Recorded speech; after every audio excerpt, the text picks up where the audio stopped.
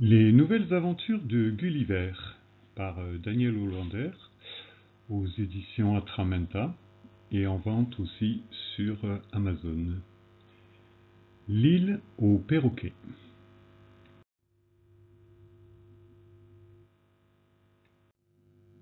Où notre héros découvre une nouvelle île. Après avoir voyagé plusieurs jours sur une mer assez calme, Gulliver se retrouva au large d'une île dont l'aspect accueillant attirait vers son rivage un nombre incalculable de nefs, barques, esquifs et vaisseaux en tout genre.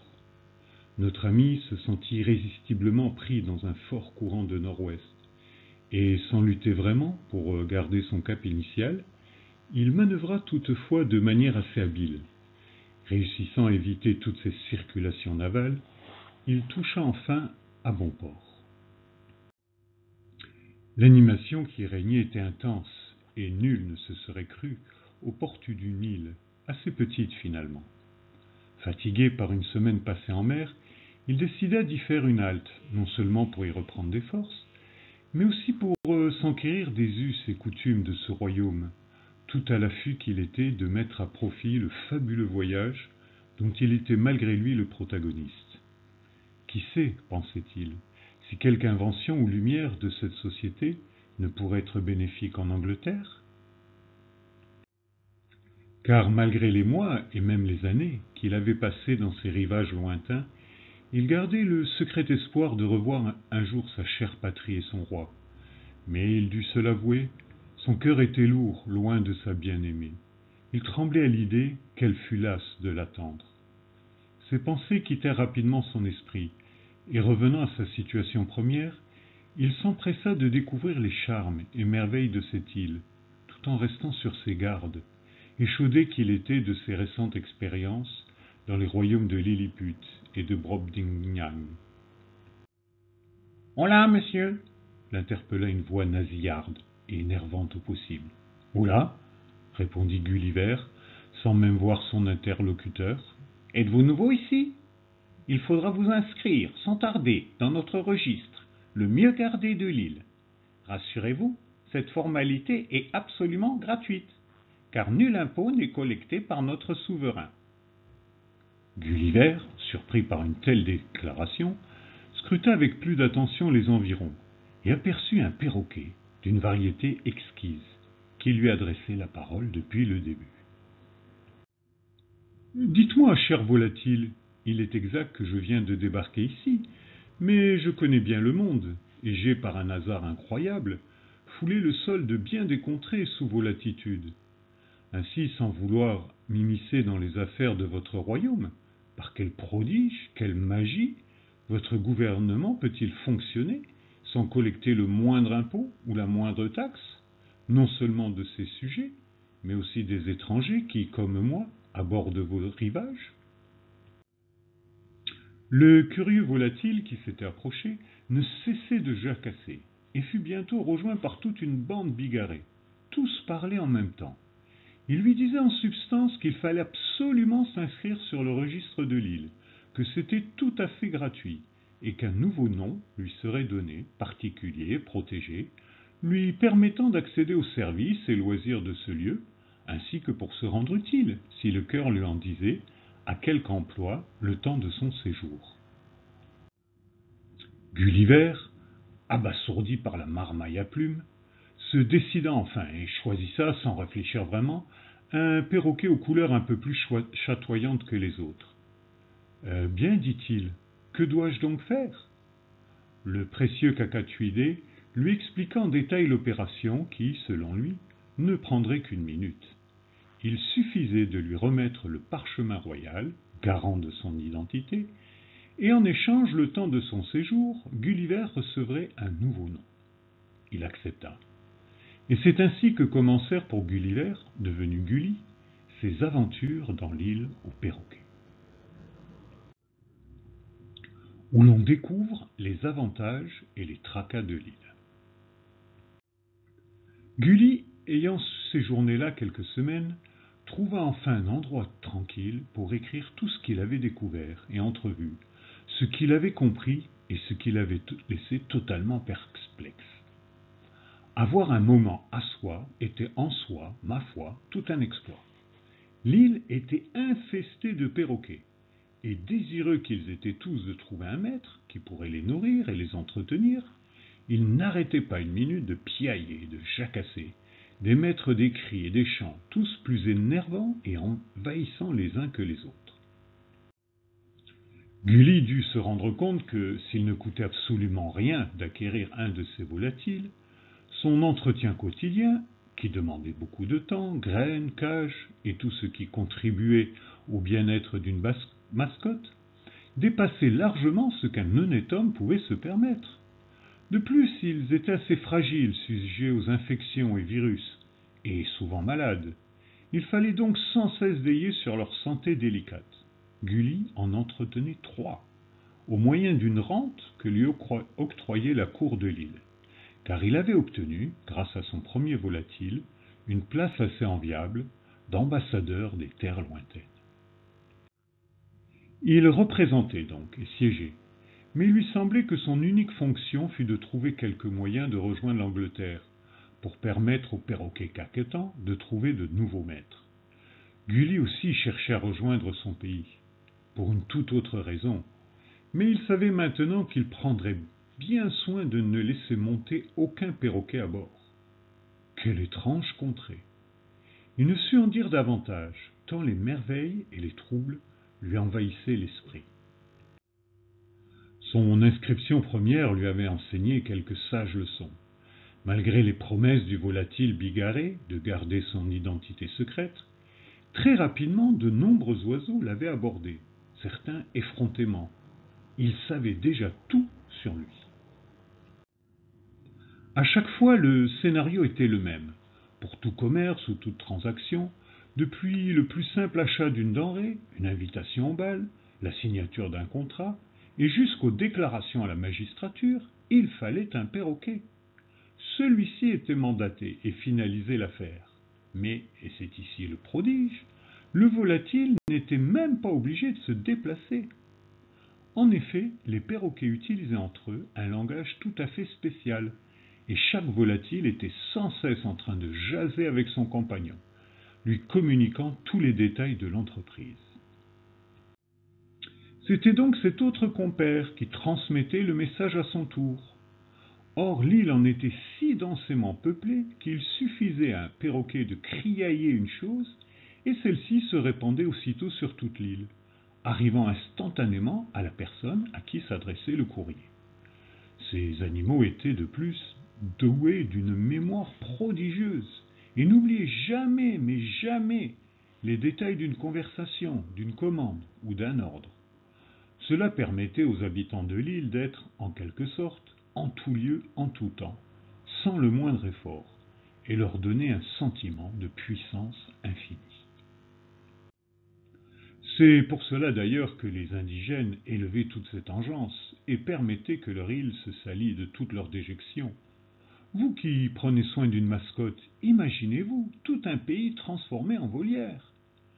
Gulli apprit donc à ne confier à ces animaux-là que le strict minimum, car toute information, vraie ou fausse, se trouvait instantanément répandue, et nombreux étaient ceux qui avaient dû s'enfuir à la suite d'un scandale, laissant parfois toute une famille ruinée. Car ces bestiaux promettaient beaucoup, mais prenaient énormément. Au début, grisé qu'il était dans sa nouvelle résidence, et soucieux de découvrir, comme nous l'avons déjà dit, quelques secrets ou trouvailles qui eût pu servir dans son pays, si toutefois il le revoyait un jour, il s'était entiché de toute une basse-cour. Il les laissait parler, et s'inscrivait sans y penser à tous les services qui lui étaient proposés.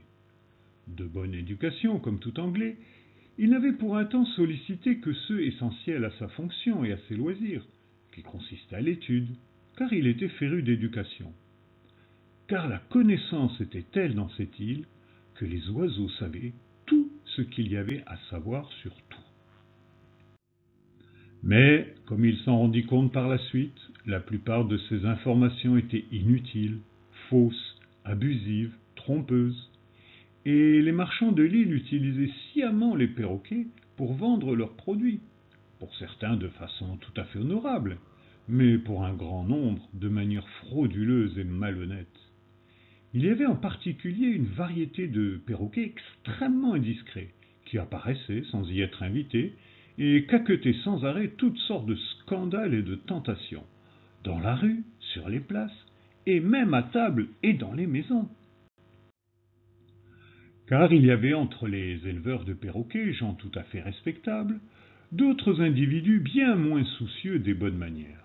Parmi ceux qui avaient vraiment réussi dans ce fructueux domaine, on trouvait un certain Signor Mediano, originaire d'une province d'Italie, et M. Softy, un Américain des anciennes colonies, avec qui Gulli s'entretenait souvent au palais, et qui avait acquis un tel pouvoir que sa fortune surpassait déjà celle de plusieurs royaumes. M. Softy était de surcroît une personne tout à fait charmante, et ne s'intéressait guère qu'à son élevage, son seul souci étant de convaincre Gulli d'emmener avec lui quelques-uns de ses perroquets pour les présenter à la cour d'Angleterre. Mais voilà, Gulli était prisonnier involontaire dans cette île exotique, et il devait attendre qu'une opportunité se présentât afin de pouvoir quitter l'archipel. Malgré toute sa réserve et son éducation, Gulli ne put s'empêcher de solliciter des volatiles certains services de relations peu recommandables. À son grand dam, il se laissa plusieurs fois tenter et profita temporairement de rencontres peu dignes d'un sujet de sa majesté. Mais bien amer fut le prix qui lui en coûta, car la nouvelle se répandit aussitôt, et il apprit à être encore plus discret. Il comprit alors l'insouciance première qu'il avait eue de confier son identité au premier oiseau venu, car, tenté par la détaxation des lieux, il avait offert sans y penser ce qui en fait avait le plus de valeur, son parchemin. Utilisant le chantage, les perroquets avaient, sous couvert de service, établi tout un réseau d'espionnage et tenaient sous leur coupe toute la population. Figurez-vous, cher lecteur, que dans cette île, par exemple, tous les livres avaient disparu. Comment, me direz-vous? Eh bien, au début, les perroquets, dont la mémoire était prodigieuse, avaient proposé au roi et à la cour une option de lecture gratuite. C'était tout à fait commode. Plus besoin d'accumuler chez soi les imposants volumes que le savoir requiert. On leur confia donc la tâche de mémoriser toutes les bibliothèques nationales et privées, ce dont ces oiseaux étaient fort capables, et l'on décida par la suite de se débarrasser de tous les recueils. Et ce fut ainsi que le savoir et l'éducation devinrent rapidement des objets sans valeur, ou plutôt de valeur égale au plus déplorable des rameaux.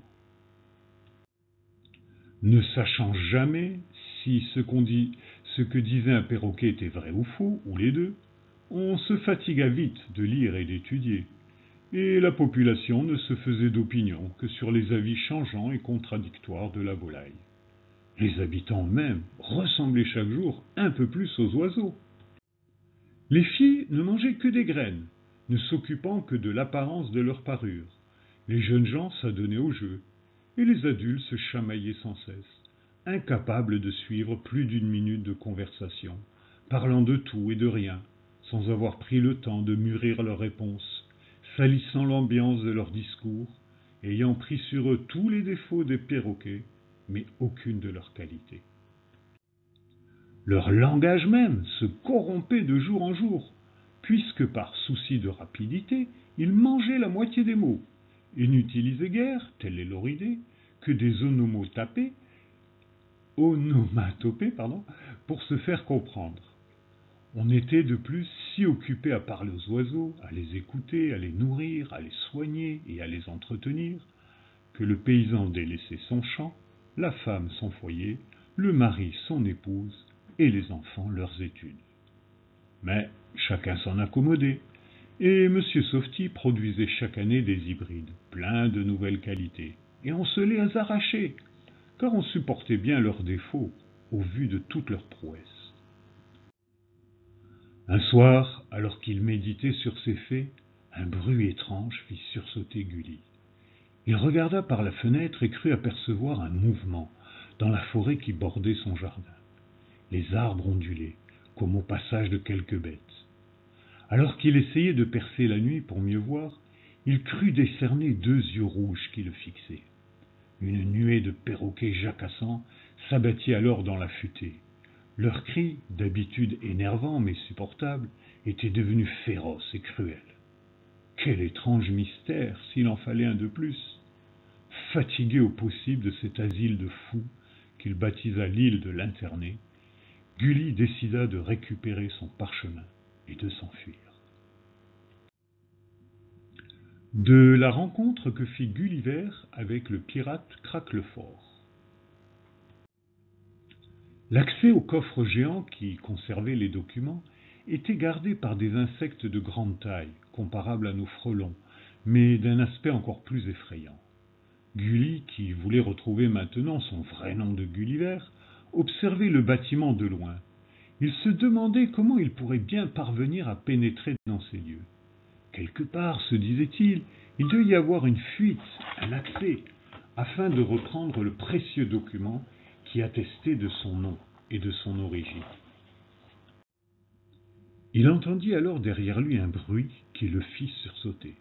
Son effroi grandissait à mesure que la troupe menaçante s'approchait de lui. L'air était tendu. Gulliver aperçut alors sur l'épaule d'un individu trapu, fort, l'œil mauvais, qui paraissait être le chef, un perroquet dont le bec avait été fermement attaché par une cordelette.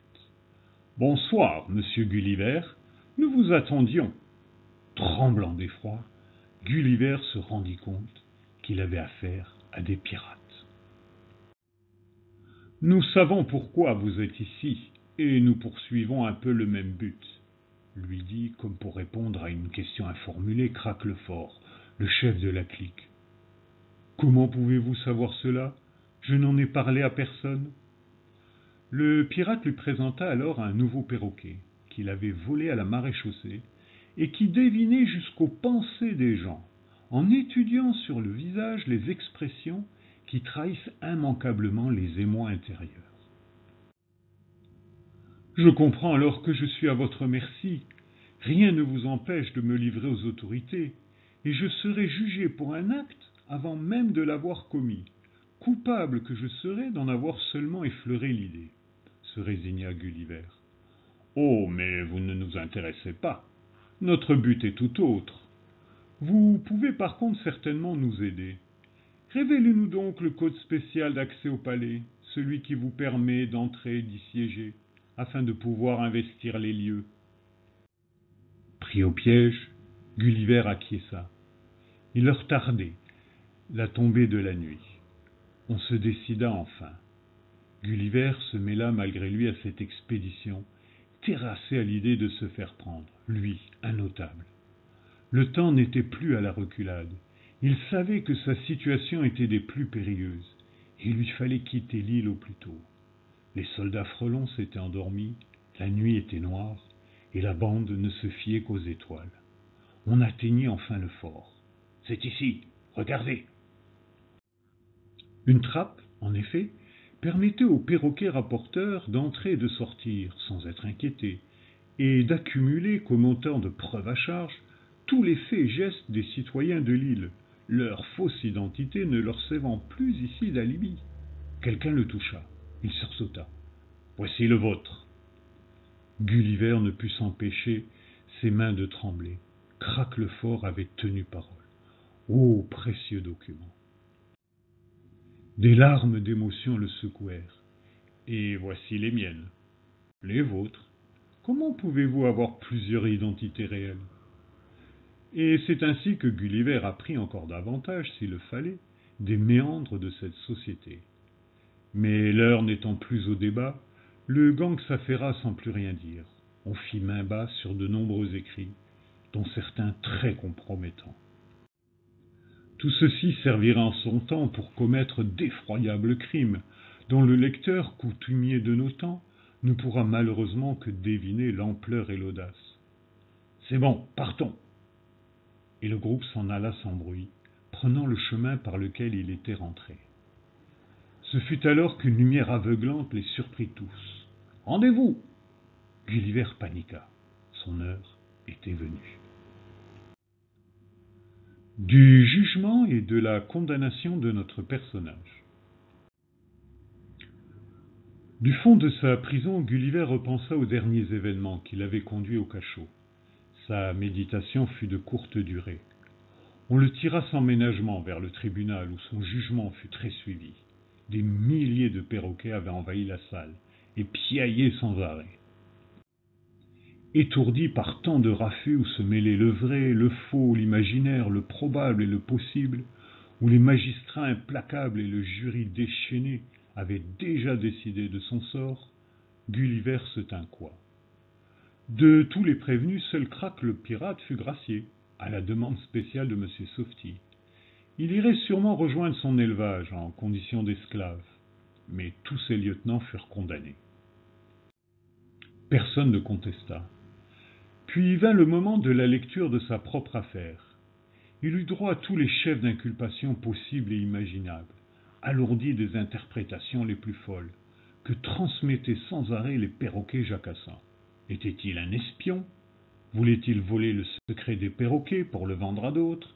Que savait-il de nous, de nos affaires et de nos trafics? Comment était-il entré dans le fort au parchemin? Tous le condamnaient, car au fond, tous se savaient eux-mêmes coupables, parce que dans cette île où tout semblait permis, tout était en fait répréhensible. On décida donc de le jeter sans tarder en pâture à l'araignée. En face de lui, l'animal, velu et gluant, était particulièrement effrayant. Imaginez-vous la plus impressionnante des mygales, grossie plus de 100 fois. Gulliver en était terrifié, et son sang se glaça. C'était donc ça la créature qui avait bouleversé sa nuit. Il ne bougea pas. Lui qui avait affronté tant de périls et voyagé sur tant de mers, voilà que son destin était de terminer ainsi. Ce qu'il ne savait pas, cher lecteur, c'est qu'il n'était que le fruit de l'imagination d'un écrivain, votre serviteur, et que celui-ci lui réservait un sort bien plus enviable. Mais de ceci Gulliver n'avait aucune idée et ne se souciait guère. Il était le plat de choix au menu d'une araignée. L'animal s'approcha de lui, mécaniquement, pas à pas, avec des yeux globuleux et vitreux, un corps repoussant et des chélicères prêts à le digérer sur le champ. Mais un bruit soudain détourna son attention. On venait de lui offrir un autre condamné, qui, rempli d'horreur, se débattait furieusement. L'araignée, excitée par ce comportement, changea de direction. Gulliver en profita pour s'échapper et atteignit enfin le port, si ému de retrouver sa barque qu'il en pleura. Il embarqua prestement et, aussi vite que le lui permettait son corps secoué d'émotion, il gagna enfin le large, son précieux parchemin serré contre la poitrine. Où l'on apprend le secret de l'île. Un perroquet l'avait accompagné. Gulliver dormait déjà, effondré par tant d'événements, et ce ne fut qu'au matin qu'il découvrit le funeste volatile. Sa première réaction fut une panique insensée. Il voulut tuer l'animal d'un coup de rame. Mais il se ravisa et profita au contraire de l'aubaine pour interroger le perroquet, maintenant séparé du reste de ses congénères. « Que savez-vous donc de l'araignée » lui demanda-t-il. « Cette information est classée, » lui répondit l'animal. « Je ne peux en aucun cas vous la divulguer. »« Très bien, mais je pense que ce code vous y incitera, ainsi que ces quelques cacahuètes. » Entre deux bouchées, l'animal lui conta alors en détail toute l'histoire de l'île, l'existence de l'araignée, la raison de la présence des perroquets, et l'empressement dont avait fait preuve M. Softy et tant d'autres pour qu'il en fût ainsi. Au début, l'île était inhabitée, et l'araignée, bien plus petite, arriva, poussée là par je ne sais quel fil de la Vierge. Elle s'installa sans plus attendre et commença sa carrière d'aranéide. Son corps sécrétait une substance mielleuse le long des fils de sa toile, et les perroquets, tout à fait ordinaires en ce temps-là, en raffolaient. Or, cette sécrétion était dopante, les rendant de plus en plus intelligents, et ils y prirent un goût excessif, s'empressant de nourrir à qui mieux l'araignée, au début de leur déjection, puis en lui amenant quelque insecte qu'ils avaient capturé. Or, plus l'araignée mangeait, plus elle grossissait. Plus elle grossissait, plus elle étendait sa toile, où les perroquets trouvaient chaque matin leur sucre préféré. Les volatiles comprirent alors, puisqu'ils le pouvaient maintenant, qu'elles ne pourraient survivre sans un apport plus copieux de nourriture. Et grâce à l'aide de M. Softy et d'autres truands de son espèce, qui avaient débarqué bien longtemps auparavant, il se créa alors tout un réseau, toute une organisation, dont Gulliver mit à jour les rouages et dont il faillit être la victime. Ainsi allait l'île aux perroquets. Les voyageurs, attirés par les prouesses des psittacidés, émus par leur propre convoitise, se jetaient goulûment sur son rivage. Les perroquets, au début affables et utiles, quoique envahissants, se transformaient rapidement en de cruels accusateurs, et la justice aveuglée condamnait au milieu des coupables de pauvres innocents dont l'araignée répugnante se repaissait.